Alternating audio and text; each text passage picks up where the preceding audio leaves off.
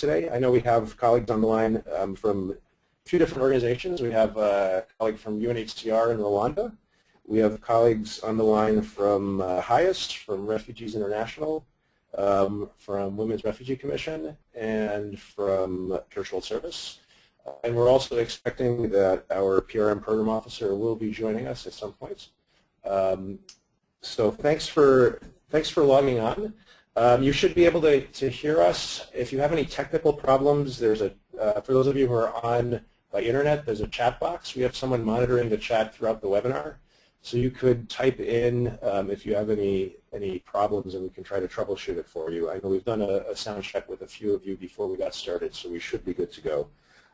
Towards the end of the presentation, we'll have a chance for some discussions and some questions. I think we'll try to use the chat box to moderate that. For those of you who are on by phone or on with a speaker, we'll see if we can unmute you, if we'll be able for you to give you a chance to speak up directly. We have a small group, so I think we should be able to manage that.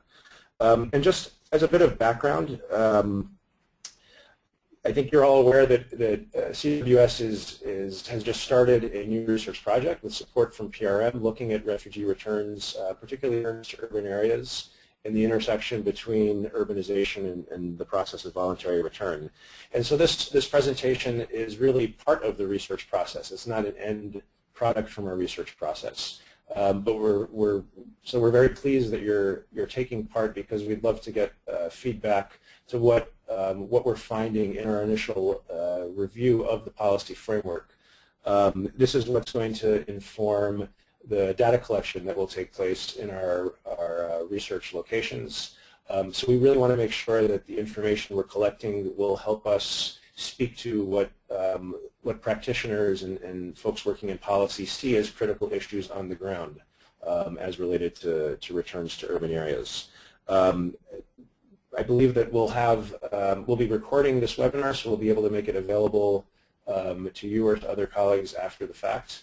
And we'll probably send around just a few bullet points of key items that come up in the discussion, so we'll have a chance for reflection again after we finish. So with that brief introduction, I'm going to turn it over to my colleague Graeme Rodgers, who's our lead researcher working on the project, and Graeme will be leading us through the presentation.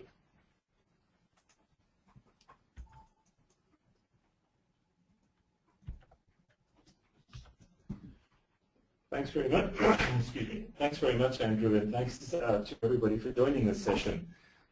I think everybody here is probably aware that human settlement across the world is becoming increasingly urbanized, and that these global trends are also being reflected strongly in patterns of displacement. This urbanization of displacement has been acknowledged and responded to by UNHCR, most notably in the 2009 policy on refugee protection and solutions in urban areas, the front page, which you can see on the right of the slide. However, it's less clearly understood how changing patterns of refugee settlement and policy responses to these may impact on the potential for refugees to return to their countries of origin. Repatriation is, and in all likelihood will remain, an important durable solution for many refugees in urban and rural settings alike. Given the undeniable global shift towards urban settlement, it is probably reasonable to assume that when refugees do repatriate, they will increasingly return to urban areas. This may reflect the fact that more and more refugees originate from urban areas to which they'll return at some point. However, others may have originated in rural areas but become effectively urbanized through the repatriation process for a variety of reasons. These may include, for example, concentrations of markets and livelihood opportunities in the urbanized centers of conflict-affected environments, or enduring tensions over land or access to other critical resources in the rural countryside. Third, the increasing number of refugees that become urbanized through their experience of asylum may neither desire nor have the ability to return and reintegrate successfully into the rural environments from which they fled, choosing instead to return to urban areas. But regardless of their origins, journeys, and routes, more and more returnees are likely to end up in urban environments. The main aim of this policy overview is to consider to what extent current international policies on refugee settlement and repatriation recognize the significance of urban return, highlighting any specific forms of guidance they provide in responding to the challenges and opportunities represented by this.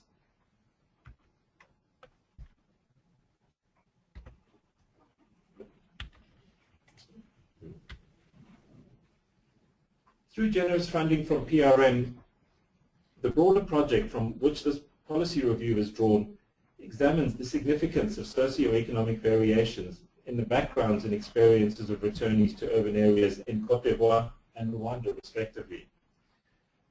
We're still in the early stages of our empirical inquiry, but I'll just mention something about our methods and what we expect the project to deliver. We're primarily interested in identifying the resources and forms of social, economic, and cultural capital that play a determining role in helping refugees to navigate the complexity of urban return more or less successfully. We're using a standardized household survey as our major tool, not simply to generate a socioeconomic profile, but more to explore the changing fortunes of urban refugees over time at the level of the household and over the course of their experiences of refuge. This will be complemented by semi-structured life history interviews with returnees, as well as key informant interviews with local authorities and other stakeholders. We expect that this study will make an empirically informed contribution towards policy debates and discussions related to refugee returns to urban areas, and also simply to build on our understandings of these two important countries of refugee return. I should also just mention that our use of electronic tablets to enumerate our surveys will be conducted with an eye towards developing or moving towards developing a mobile electronic system for monitoring urban return, which can identify and capture quickly and accurately the critical socioeconomic variables that are most indicative of the relative success or vulnerability of households that return to urban areas. Just moving on to slide number 5 for those of you who are on the phone. Our first step has been to identify suitable urban sites to carry out our more grounded field activities. This turned out to be an interesting and revealing process in itself. In both Rwanda and Côte d'Ivoire, our consultations and explorations around the suitability of various site options led us away from major centers and capital cities and towards smaller and more regional urban centers. The numbers of refugees that have returned to places like Kigali and Abidjan, where we initially expected to work, are in fact relatively low. Only 2% of refugees that returned to Rwanda between 2009 and 2014 returned to Kigali and its surrounds. In both Kigali and Abidjan, returnees are highly dispersed, settled largely independently of UNHCR assistance, and do not seem to comprise discrete constituencies or communities. This suggests somewhat of a departure from the trend within studies of urban refugees, which tend to highlight refugees as gravitating towards globally connected cities with relatively highly developed infrastructure, large and usually highly cosmopolitan populations, and diverse local economies. So thinking about places like Nairobi, Kampala, Johannesburg, Yaoundé, Cairo, Khartoum, to cite a few prominent African centers of urban refugee settlement. It appears that when looking at refugee return to urban areas, cities and towns in more remote border regions may emerge as more as the critical sites to focus on. At least this appears to be the case at this stage in these African contexts that we're considering. The slide shows the location of the two urban sites that we're planning to focus on: Ouiglou in Côte d'Ivoire and Gisenyi in Rwanda. Some of you may have heard of these places, many of you probably haven't. Both of these cities are located in relatively remote border regions. Both sites have an active UNHCR presence and function as hubs for UNHCR repatriation and reintegration activities. While both can be described confidently as urban in character as well as in official designation, they remain embedded within the more localized political economies of their respective surrounding countrysides, shaped by more local and regional processes than by global exchanges of goods, people, and information. Gisenyi in Rwanda is located on the border with the DRC on the north shore of Lake Kivu. It's contiguous with the city of Goma on the DRC side of the border and falls within the shadow of this much larger urban development. This will hopefully allow us to explore possible urban-to-urban links in the return process and the role that these play in affecting the sustainability or durability of return. The fact that refugees have been returning to Rwanda for more than 2 decades will also enable us to assess the work of time on the reintegration experiences of refugees that returned to Gisenyi many years ago and the effects of protracted refugees on adaptation to life in the city for those that returned more recently. Compared to Gisenyi, refugees returning to Guiglo in Côte d'Ivoire mostly fled the post-election violence of 2010. So patterns of flight and return are likely to be more similar and homogeneous. Upon return, many people are facing long-standing tensions and enduring conflicts over land, and we'll be looking out for any suggestions of this emerging as a significant driver of urbanized refugee return. In both cases, the majority of refugees are likely to be returning from camp environments rather than urban areas. However, we're hoping to be able to stratify our sampling and identify a cohort of refugees from self-settled and urban backgrounds that we can include for purposes of comparison. Okay, just moving on to slide 6 for those on the phone. Keeping these broader project activities in mind, I'll now return to the question of international policy, specifically on what we refer to rather loosely as the International Policy Framework on Voluntary Repatriation, as this is defined by the UNHCR. This refers to something of a hodgepodge of UNHCR handbooks and guidance notes on implementation and strategy, which were produced at different times within different humanitarian eras, within different parts of UNHCR and for different purposes. These documents listed on the slide are all listed as active on UNHCR's website, and the 3 that are most important for our purposes include those that were published in 1996, 2004, and 2008, respectively. Of course, UNHCR is not the only game in town, and there are other forms of guidance on return and reintegration that are relevant, but which I won't have time to consider here. These include tripartite agreements, broader UN policies on post-conflict reconstruction, general human rights standards and guidelines, regional guidelines such as the 2006 African Union Policy on Post-Conflict Reconstruction and Development, and national reconstruction and reintegration legislation or policies. For this presentation, I'll focus specifically on these 3 major documents that currently comprise what we're referring to here as the UNHCR framework. I should emphasize that according to UNHCR, these documents are under review and updated versions for the 2 handbooks are pending. We don't know the timeline for this, but for now this is what we have to work with, and these documents continue to guide UNHCR's response to return and reintegration in places like Gisenyi and Guiglo. Moving on to slide 7. I'll start by making a few points about the 1996 handbook. Obviously, I won't have time to cover the detailed content of this, but I'll simply try to outline the aims and scope of the document. This policy focuses explicitly on protection for refugees, mostly during the return process. It was produced in the middle of the UNHCR declared decade of repatriation, at a time when UNHCR actively pursued voluntary repatriation as the most desirable solution for the majority of refugees. This period followed the end of the Cold War, when many seemingly intractable conflicts ended quite suddenly, and millions of refugees were confronted with the opportunity to return to their home countries. And these home countries were often very highly fragile, unstable, and war-ravaged. At the same time, the crisis in the Great Lakes region that was sparked by the 1994 genocide in Rwanda and the conflicts in former Yugoslavia created new challenges for the protection of refugees that were returning in the aftermath of these crises. So the fact that the 1996 handbook focuses narrowly on the question of legal protection for returnees is not surprising. But it's also worth noting that it was produced at a time when UNHCR was somewhat hostile to the idea of refugees or displaced persons settling in urban areas. This suspicion was codified in UNHCR's somewhat unsuccessful 1997 policy on urban refugees, which many of you will be familiar with.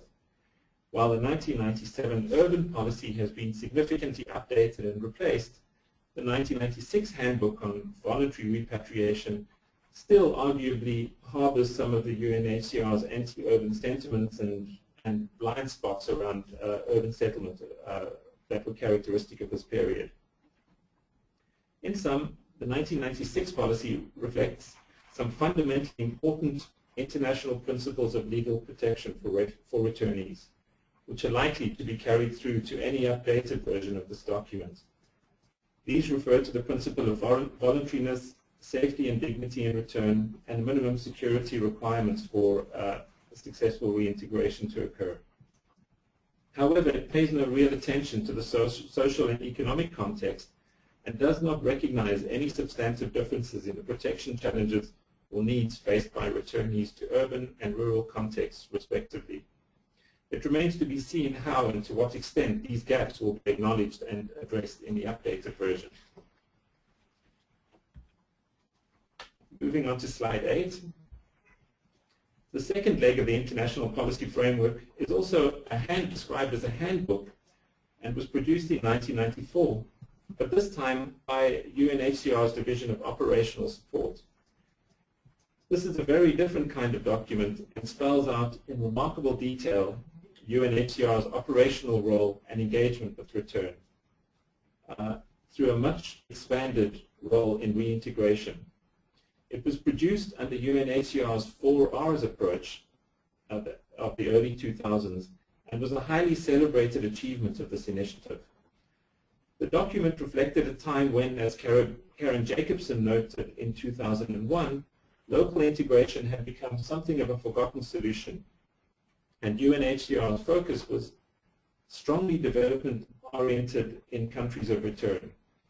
In line with the broad principles of the 4Rs approach, this handbook placed great emphasis on post-return development, and mostly rural development.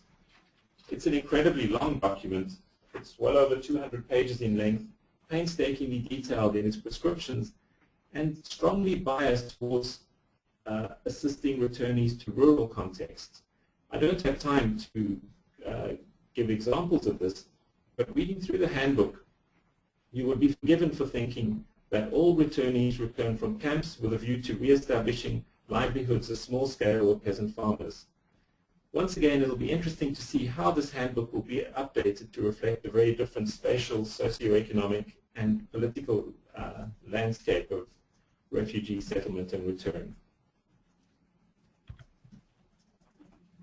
Moving on to slide 9. UNHCR's 2008 policy framework and implementation strategy is interesting because it begins to reflect more nuanced recognition of the phenomenon of urban return. Paragraph 5 of this document, which is listed on the left and circled in red on the slide, acknowledges the phenomenon of urban return as a legitimate and potentially valid basis for reintegration,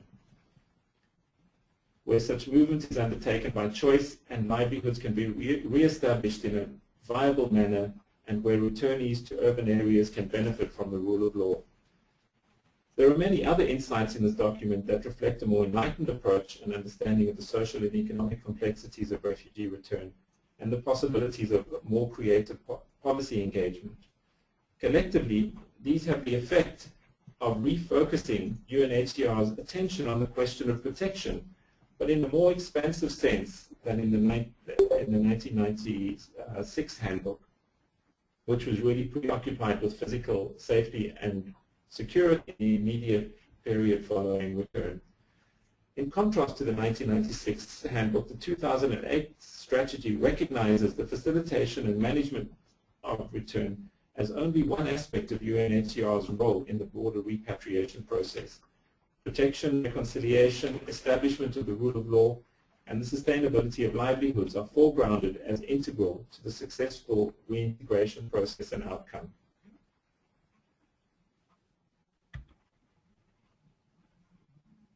Moving on to slide 10. The 2008 strategy was published just months prior to the 2009 High Commissioner's Dialogue on Refugees in Urban Areas and the UNHCR's associated revised urban refugee policy that came out of this. It therefore reflects many of the evolving insights that underpin this major policy shift associated with the 2009 urban refugee policy. This policy, along with UNHCR's recent 2014 policy on alternative to camps, is important for our study for the following reasons. First, these documents recognize the legitimacy of urban areas as destinations for displaced populations. Indeed, they represent urban sites as highly suitable environments for hosting refugees on the basis of freedom of movement, respect for the right to work, and the merits of self-reliance for refugees. The 2014 policy reinforces by rejecting camps as a model of refugee settlement and obliging UNHCR to pursue non-camp alternatives. Second, the 2009 policy introduces the concept of protection space as broader than physical safety and security, and as a dynamic concept that expands and contracts in response to changing conditions of access to rights and opportunities for refugees in urban areas. And thirdly, the 2009 policy defines urban refugee settlement really as de facto local integration, which suggests a rather ambiguous and somewhat precarious durable solution situation for refugees in urban areas that may or may not be resolved with host authorities. These aspects of the 2009 policy have tremendous potential implications for refugee return, which I think are not fully acknowledged.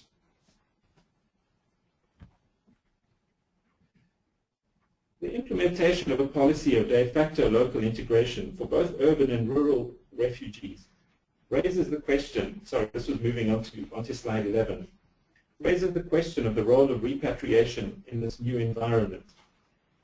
Is local integration the new preferred durable solution for the majority of refugees?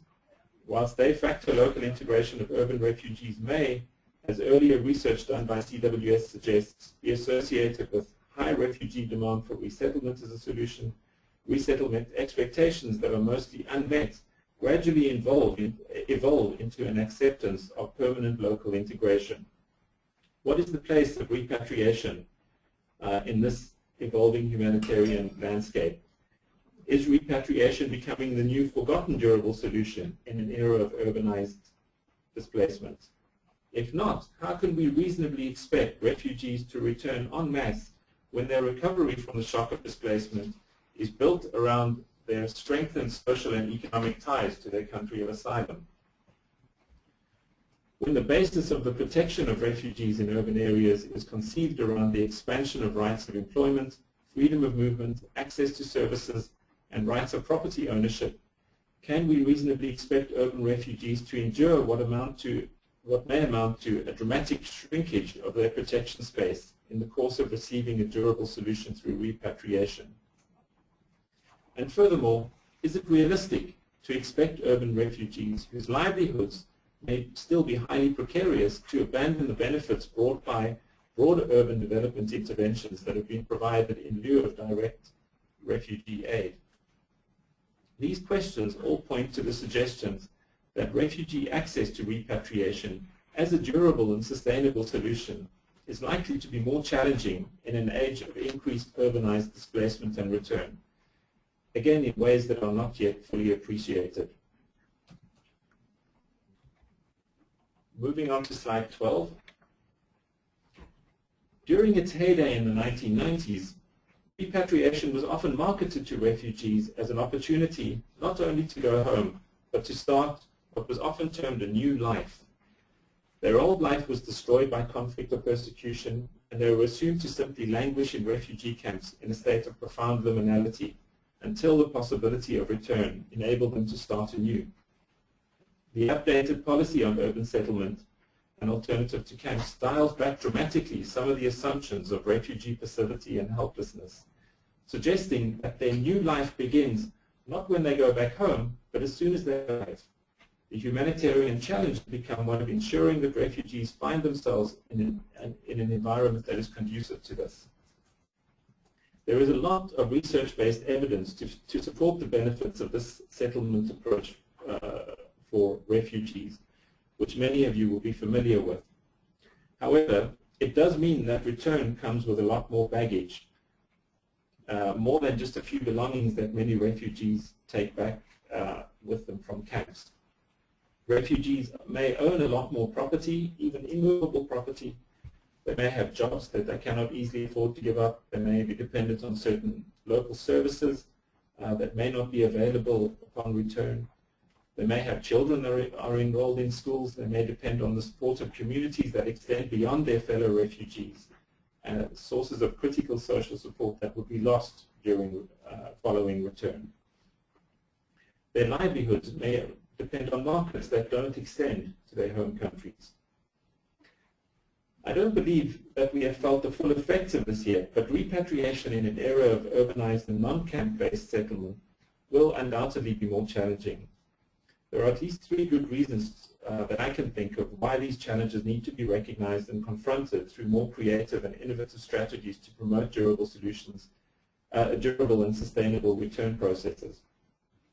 First, as Jeff Crisp mentioned in a recent discussion on the 2014 Alternatives to Camp policy, governments may become increasingly reluctant to host refugees, particularly mass influxes, if the international community rejects an architecture of accommodation that is unlikely to facilitate return. This may certainly be a significant consideration when the option for camps is off the table for host governments. Second, we also often underestimate the desire of refugees to return and misinterpret their inability to return as resistance. Many refugees, even those that are well integrated, retain social links and relationships with the communities from which they've fled, as well as rights and claims to property in their homelands, and social status and identity. Many more successful urban refugees may be in a good position to access new economic opportunities that arise when conflict subsides in their country of origin. Others may simply want to be home, an understandable human sentiment that doesn't require elaboration or justification. Third, the permanent loss of large populations that flee conflict.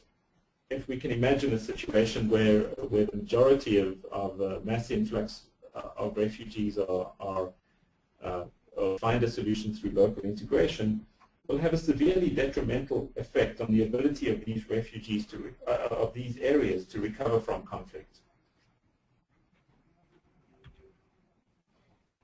Moving on to slide 13.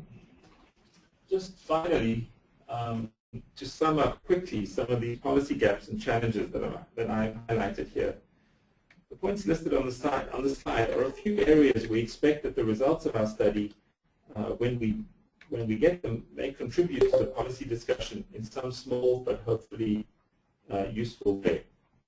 This includes addressing a strong and persistent rural bias in the ways that we think about, plan, and implement repatriation. Second, I think there are many good reasons to start measuring the achievements of repatriation in terms of linkages rather than rupture. Too often, repatriation becomes more about getting refugees out of host countries rather than strengthening their ties to their country of origin. In this regard, there's been a lot of very creative thinking, both within and outside of UNHCR, around the relationship between migration and repatriation. The work of Katie Long, for example, shows how the much dreaded revolving door syndrome, where recently repatriated refugees return to countries of asylum, may actually strengthen the durability of return rather than undermine it. And then fourth on the list, recognizing a complementary interrelationship between durable solutions, rather than seeing them as mutually exclusive options for stabilizing displaced communities. Refugees already do this. Cindy Horst's early work on the Somali diaspora highlights fascinating and positive interconnections and relationships between resettled refugees, returnees, and locally integrated refugees. These relationships are sustained through migration and communication technologies in ways that strengthen the durability of all of these solutions. And then finally, recognizing and harnessing the agency of returnees as critical drivers of reconstruction of conflict-affected societies.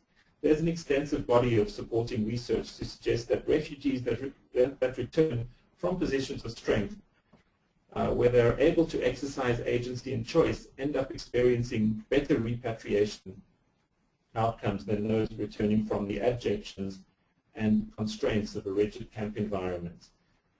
I think I'll end there and hand back over to Andrew. Great, thanks so much, Graeme. And I'm pleased to let everyone know we do have Jill Kaczynski on the line from PRM, from the policy unit in Washington.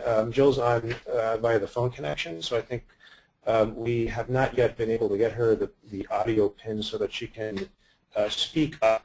I think, Jill, we are emailing that to you, so if you keep an eye on your email, you should have that shortly. But in the meantime, we can go into the chat box here, and if you have some questions or comments, you can feel free to type them in or indicate it, and we'll unmute you, and then you'll be able to speak up. Maybe I could get the discussion going. One thought I had, Graeme, in listening to your presentation is that it strikes me that there have been a few, there's a few trends that are taking place very broadly over the course of the some 15, 20 years of the policies that you've been looking at. So from the 96 policies until now, the 2008 or 2009, 2014 new urban policies.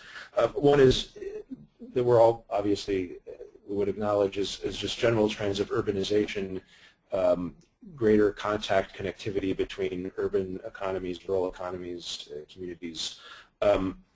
So to what extent do you think that that's part of what's driving the need to look at returns to urban areas more closely, in the sense whereas 20 years ago you might have had refugees fleeing rural areas into rural camps and then returning back to rural areas, that now even if you're living in a camp, you might have a closer contact to an urban economy that you wouldn't have had 20 years ago. Yes, thanks, Andrew. I think that goes back to the initial point I made about the urbanization of life in general, really across the globe, and enhanced access to communication technologies and a strong desire to benefit from urban livelihoods in general. And I think in some ways that repatriation has probably been pursued in terms of a kind of fiction of refugees being mostly rural, mostly living in camps, and mostly going back to rural areas. I think there's probably always been some spillover from this, and I'm sure that our UNHCR colleagues are well experienced at dealing with this, and they probably have been dealing with it for some time. And I'm sure they probably have very effective strategies and mechanisms for doing this. But what's interesting around the policy environment is how one doesn't really find this within the, within the policies. If we look at the policies and interpret them as they were intended, there is very little space for recognizing the phenomenon of urbanization and both the challenges that this represents, as well as the opportunities that it creates for more effective interventions. Great, thanks. And I saw we have a comment from Dale. Are you able to unmute him? Yes, hold on one moment.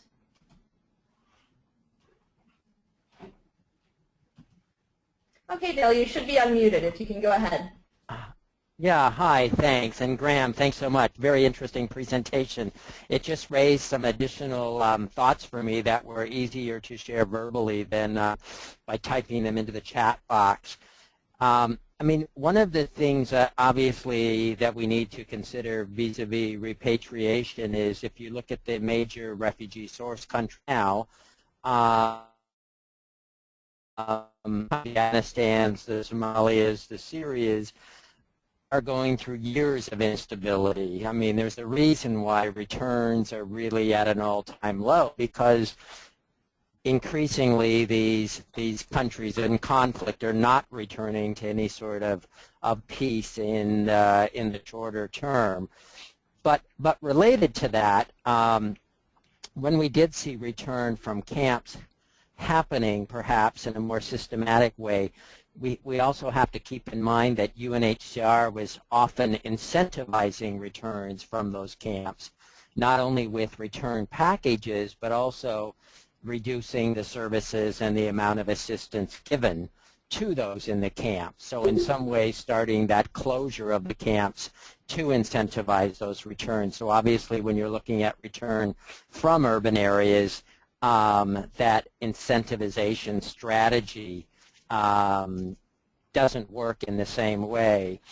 But another thing I would just like to point out, I don't know if you saw the article that Patricia Weiss-Fagan from Georgetown recently wrote about why people don't return, IDPs and refugees don't return, and some interesting things in there, I think. I mean, one, of course, as the length of displacement has extended, people are less and less likely, the longer they're out of country, the less likely they are to go home. But related to that is that while they have been often for, you know, a year, 5 years, a decade, a generation, those communities of origin have been completely transformed. Those are not the communities they came from anymore, and hence returning to those becomes a less viable option, and return to the urban areas where there is going to be the same sort of access generally to better health care, better education, etc., more humanitarian or development assistance becomes a more desirable option. So just some thoughts to contribute to the conversation. Thanks very much, Dale. That's very interesting and I think useful additions, and it's certainly a few responses from me. I wasn't aware of Patricia's article, so I'll certainly follow up and take a look at that. But as you were talking about the declining likelihood of return over time, this was something that really came out strongly in our 2012 study of urban refugees in Pakistan and Indonesia and Cameroon, where we looked at the relationship between the length of time that people had stayed in the city and their attitudes towards repatriation. It was quite remarkable how quickly the appetite for return declines in urban environments. In most situations, when people arrive in urban areas, well, at least our sample indicated this, they were absolutely determined to access a solution through resettlement. And of course, that's going to be disappointing for the majority of people. But over time, this evolves into an acceptance of local integration. But the desire to return really disappears quite quickly. And we found a kind of strong desire to return within a very small portion of our sample in Cameroon who had arrived recently, mostly from a rural background, and were really struggling to adjust to life in the city. So I think your point about the declining viability in some ways of repatriation, certainly looking at the examples you mentioned of Afghanistan and Somalia, this looks very challenging.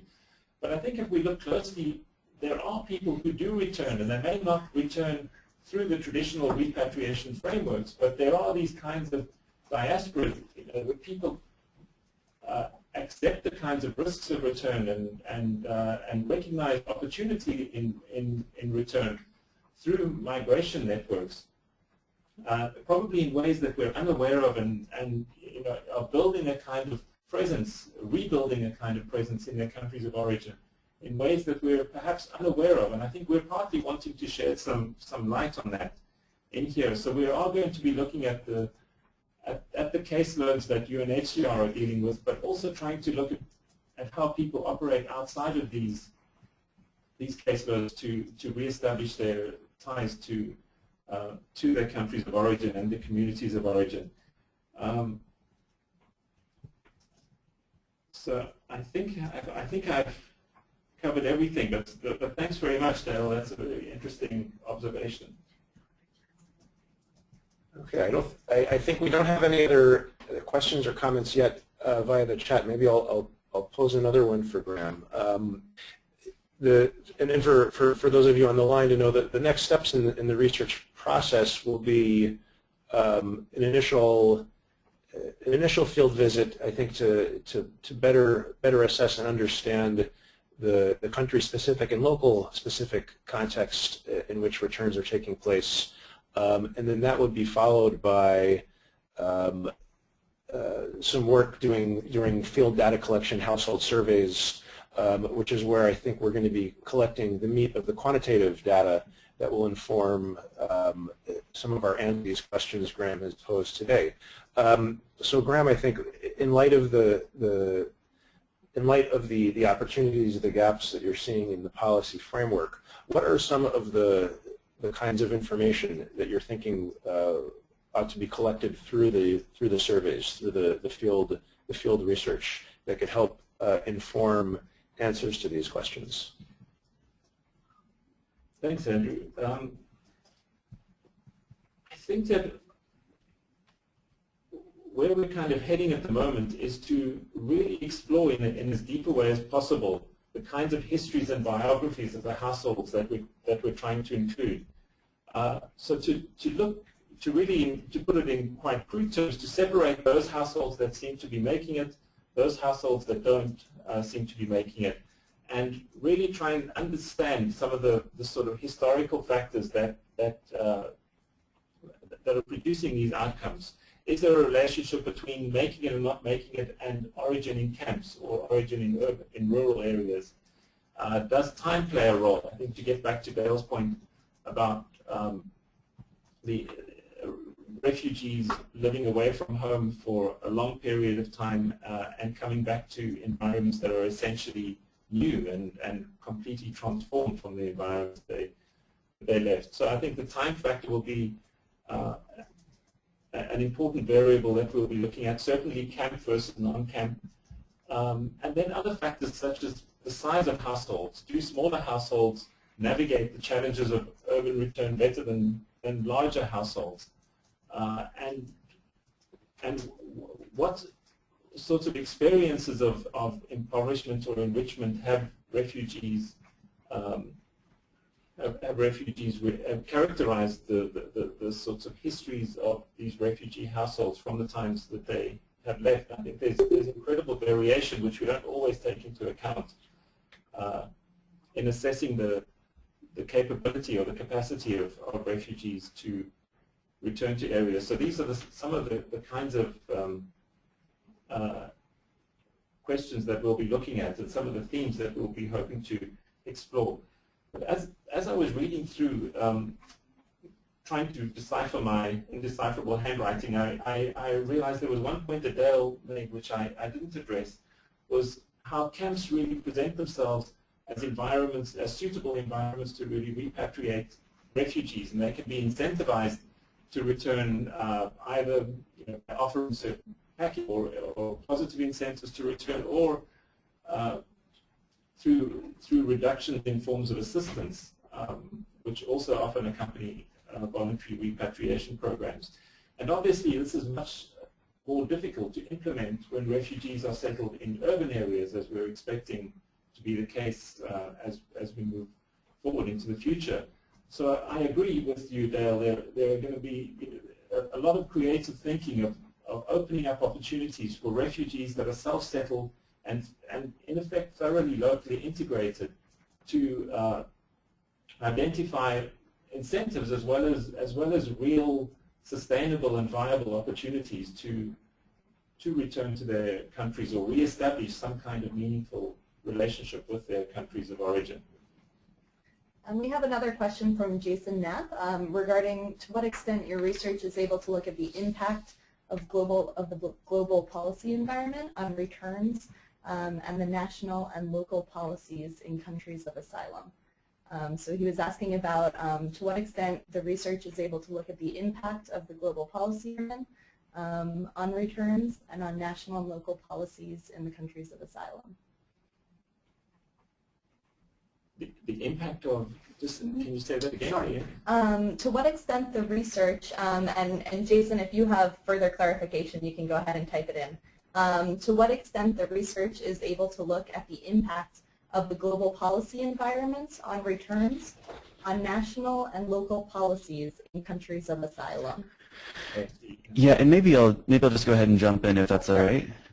Yeah, so I really appreciated what you were talking about, Graeme, in terms of looking back at what the sort of global politics, how they shaped what the UNHCR policies were, say, in '96, in the 2000s, and 2014.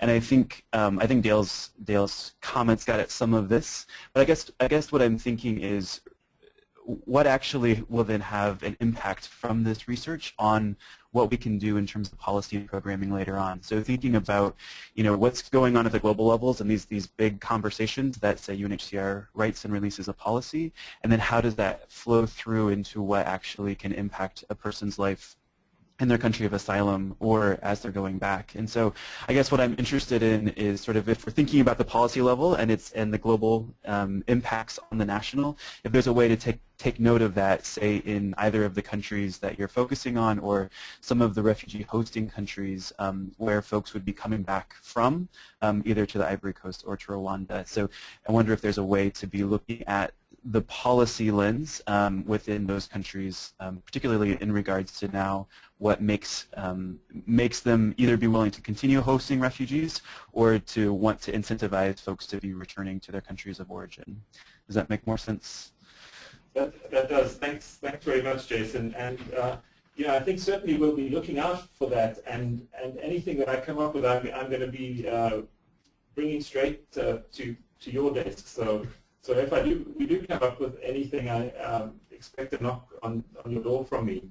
I think one thing that's quite challenging about doing research on a policy in relation to a policy debate that is quite new and quite topical is that all the parts don't always line up.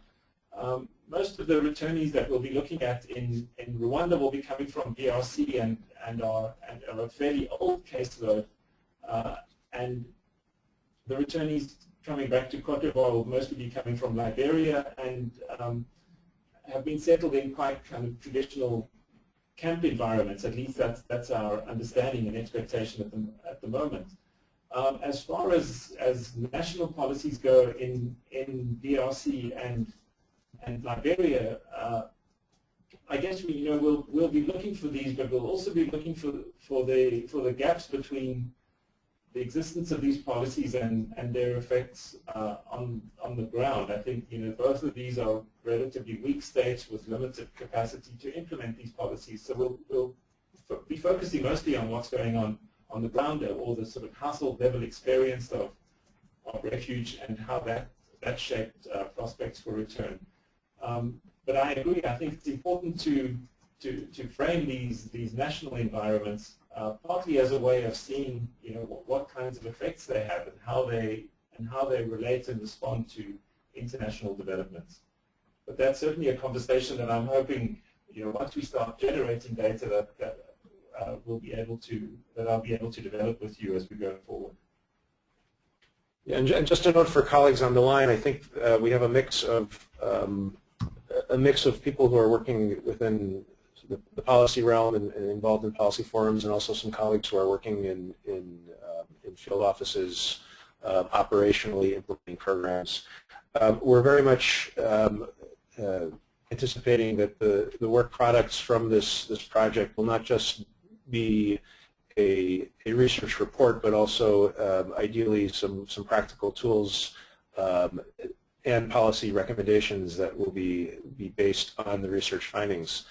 So this could include, for example, ways to adapt the kinds of research tools that Graeme will be developing for the field work into something of a needs assessment tool, something of a longer-term monitoring tool for looking at protection, access to essential services, resources for returnees, particularly through this lens of returning to urban environments. But I think also it's been raised in the discussion today, the importance of looking at the dynamics in country of asylum, and what are the kinds of livelihood assets that people are developing for themselves, particularly the longer that they're spending in country of asylum, the more that local integration, whether it's statutory or de facto local integration, is really their preferred durable solution.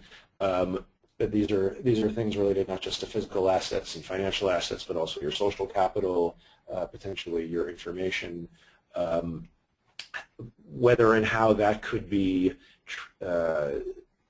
translated, that could be physically carried or recreated upon return. If not, are there viable ways to consider what might be compensation that could allow someone to reestablish, if not the same asset base, at least on the same trajectory.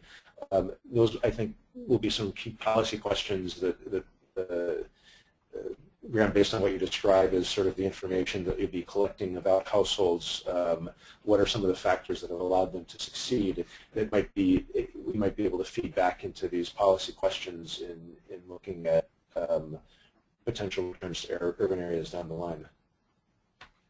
I'm not sure we have any questions or comments right now. for those of you on the line. You can chat in, and I can unmute you also. So if you do have a question or comment, you can go ahead and chat in, and I can unmute you. Or you can propose your question via chat.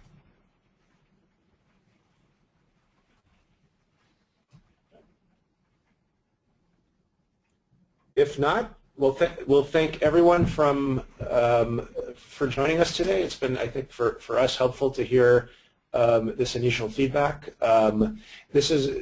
We've designed this as being the first feedback loop in our research process. We're hoping to establish additional feedback loops, so to speak.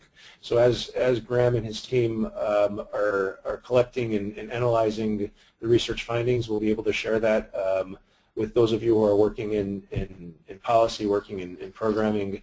And I think for us this will be a real valuable way to make sure that we're staying on target in terms of generating work products from this project that will be of practical use for those of us in the humanitarian community. So thanks everyone for joining. We'll be able to make this PowerPoint available to those of you afterwards in case you'd like to share it with other colleagues. Thanks everyone.